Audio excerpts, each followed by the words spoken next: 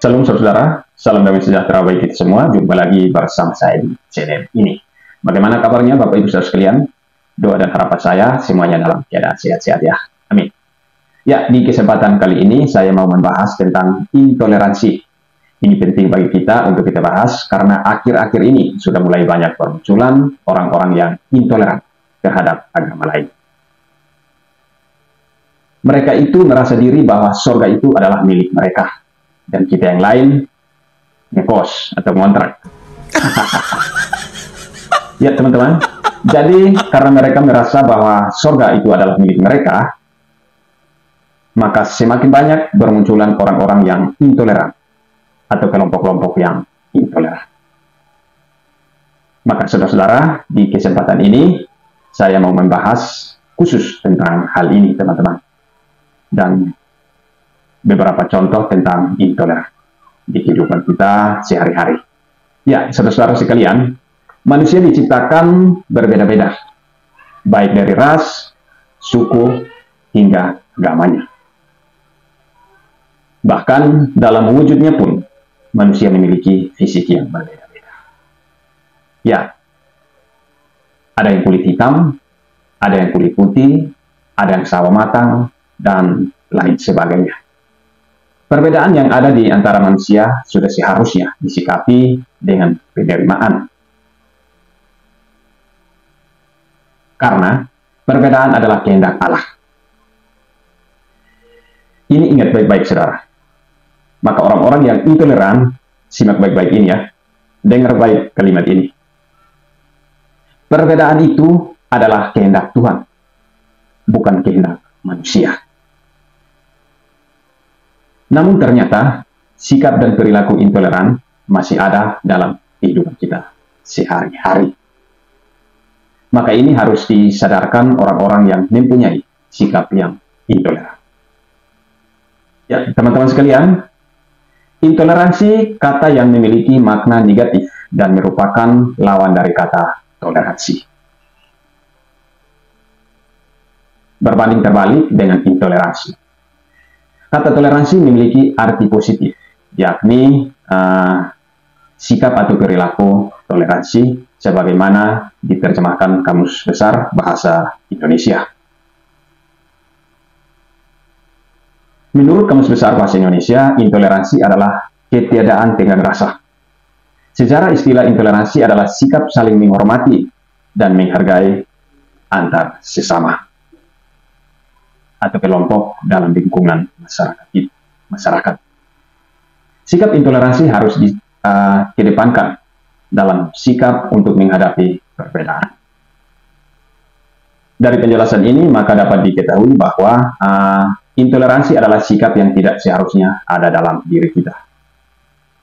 Intoleransi adalah sikap abai dalam diri atau rasa ketidakpedulian terhadap eksistensi orang lain.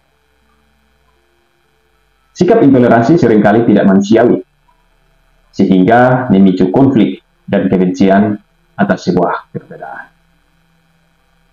Teman-teman, orang intoleransi akan dengan mudahnya tidak menghargai dan merendahkan orang lain. Dan ini kita temukan dalam kenyataan hidup kita. Orang intoleransi juga bersikap egois dan enggan mendengarkan orang lain, dan hanya ingin dirinya yang didengarkan. Indonesia adalah negara yang kaya akan perbedaan. Rakyat Indonesia sendiri adalah rakyat yang beraneka ragam. Hal ini dapat dilihat dari banyaknya suku yang ada di Indonesia. Setiap daerah memiliki agama hingga ras yang berbeda-beda. Hal ini tentunya menjadi kebanggaan bagi rakyat Indonesia. Rakyat Indonesia dapat hidup berdampingan, tentram, damai di atas perbedaan-perbedaan ini. Akan tetapi, masih ada oknum-oknum yang bersifat intoleran terhadap perbedaan-perbedaan yang ada. Itulah kira-kira saudara-saudara apa yang dimaksudkan dengan intoleransi yang dilawankan dengan kata toleransi. Teman-teman sekalian, kita coba melihat contoh sikap dan perilaku intoleransi. Yang pertama, tidak menghargai dan menghormati orang lain. Terlihat sebuah contoh jelas dan nyata dalam kehidupan kita ketika orang melamar kerja atau masuk pegawai negeri begitu. Omongan atau kalimat di sana pasti, ya, kamu agama apa? Ini realitas yang ada dalam kehidupan kita. Kamu agama apa? Ini yang selalu dipertanyakan. Maka sampai kapanpun kelompok minoritas akan sulit mendapatkan atau diperhitungkan dalam sebuah lembaga atau dalam sebuah struktur tertentu. Kemudian yang berikut, teman-teman, diskriminasi atau membeda-bedakan orang lain. Membeda-bedakan orang berdasarkan suku, agama, ras, dan gender, dan lain sebagainya. Kita lihat contoh kasus yang terjadi minggu lalu ya, teman-teman, di Tangerang Selatan itu. Kita lihat di sana terjadi perbedaan soal agama. Saudara-saudara kita, mahasiswa yang sedang beribadah, tiba-tiba didatangi oleh Bapak RT dan memprovokasi warga. Akhirnya terjadi keributan di sana, membubarkan saudara-saudara kita yang sedang beribadah. Bahkan ada bacok-bacokan di sana. Ini adalah sebuah tindakan pembedaan berdasarkan agama, teman-teman. Demikian juga suku, ras, dan lain sebagainya. Tapi di Indonesia, soal agama inilah yang kental, paling nampak dalam kehidupan kita sehari-hari. Kemudian yang ketiga, teman-teman, mengganggu kebebasan orang lain, baik dalam memilih agama, keyakinan, politik, dan memilih kelompok. Ini juga sering kita temukan dalam kehidupan kita. Dalam kehidupan kita sehari-hari. Lalu poin yang berikut, tidak mau bergaul dan bersikap tidak baik dengan orang yang berbeda keyakinan. Ini juga sering terjadi, teman-teman. Kita bisa mengunjungi rumah mereka, tapi dia tidak akan pernah mau mengunjungi rumah kita. Bahkan ketika mau datang ke rumah kita, bila perlu bawa piring dan gelas, dia bawa dari rumahnya untuk bisa makan dan minum di rumah kita. Segala sesuatu yang ada di rumah kita adalah haram. Mereka mengharamkan, teman-teman. Ini pola pikir atau ajaran seperti apa ya yang dipahami atau dianut? Saya tidak mengerti. Saya tidak paham. Kemudian yang berikut, membenci dan menyakiti perasaan orang lain yang berbeda pandangan dan pendapat.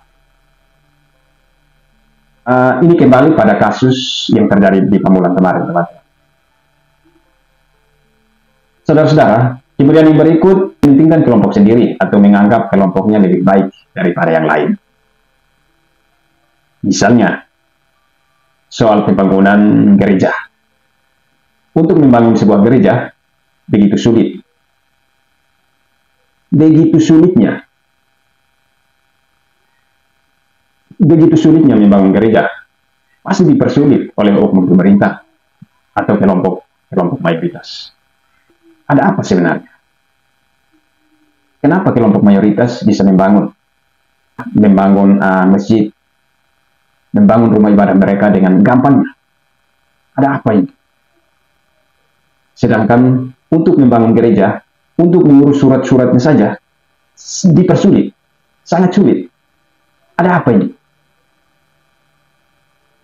Rumah ibadat atau gereja itu tempat berkumpulnya umat Kristen untuk berdoa, memuji, dan menyembah kepada Tuhan Sang Pencipta. Bukan menyembah berhala. Ya, kecuali orang Kristen mendirikan sebuah tempat maksiat, membangun bar atau diskotik. Itu baru cocok, tidak diberi izin. Maka saudara-saudara sekalian, kita berpesan kepada bangsa dan negara kita, dan para pemimpin kita, cobalah meneropong, melihat hal-hal yang terjadi di masyarakat. Dan tolong peka menanggapi segala sesuatu yang terjadi. Sehingga kelompok intoleran ini tidak berkembang, atau terus berkembang, akhirnya merusak persatuan dan kesatuan negara Republik Indonesia ini. Bapak Ibu Saudara sekalian, jika orang hidup beragama baik, maka yakin dan percayalah, orang itu pasti memiliki etika yang baik, pasti memiliki moralitas yang baik. Kemudian perbedaan yang ada di kehidupan kita sehari-hari itu akan sangat dihormati dan dijunjung tinggi. Teman-teman sekalian, demikian ulasan tentang intoleransi dan contoh-contohnya dalam kehidupan kita sehari-hari. Semoga bermanfaat bagi kita semua ya. Terima kasih dan salam waras. Tuhan Yesus memberkati.